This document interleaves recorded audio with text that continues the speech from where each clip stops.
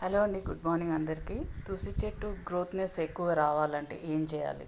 అందరికీ ఇదే ప్రాబ్లం కదండి, అందుకోసం ఈరోజు షేర్ చేస్తున్నాం మీకు. ఏం లేదండి, ఇక్కడ ఇలా సన్నగా కుమ్మలు కనిపిస్తున్నాయి అంటే చెట్టుకు బూరుగు వచ్చినప్పుడు అంటే ఇలా వచ్చేస్తుంటాయి కదా సన్నగా పొడుక. అప్పుడు ఏం చేసేయాలంటే సుంచేసేయాలన్నమాట. అలా చిన్న చిన్న కట్ చేయడం వల్ల అక్కడ ఏంటంటే ఇగుర్లు వచ్చేస్తుంటాయి అన్నమాట, కొత్తగా న్యూగా వచ్చేస్తుంటాయి. అలా కట్ చేయడంలో మంత్లీ వన్స్ చేసేస్తే సరిపోతుంది అన్నమాట. అలా చేయడం వల్ల చూడండి, మీకు చూపిస్తాను.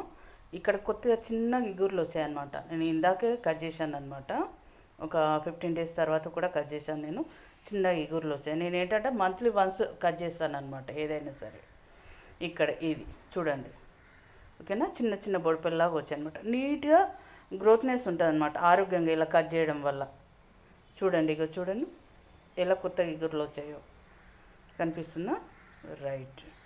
ఇంకా చూపిస్తాను చూడండి. చెట్టు మొత్తం,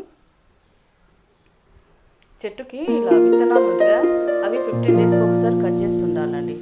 అవి కట్ చేసి మళ్ళీ మట్టిలో వేసేస్తే చిన్న తొట్టిలలో మళ్ళీ కొత్తగా మనకు అనేది ఇగుర్లు అనేది వచ్చేస్తుంది అనమాట.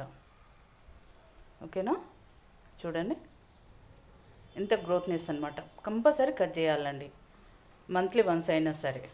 అండ్ ఈగుర్ల కోసం అనేసి మనం చిన్న పొడుగ్గా వస్తుంటుంది కాబట్టి అది కట్ చేసేయాలి.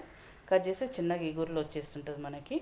మట్టి కూడా అండి మంత్లీ వన్స్ అన్నా లేదా 2 monthsకి ఒకసారి అన్నా కదిపేసి ఉండాలి, ఎరువు వేసి ఉండాలన్నమాట. మట్టి కొద్దిగా చేంజ్ చేస్తూ ఉండాలి.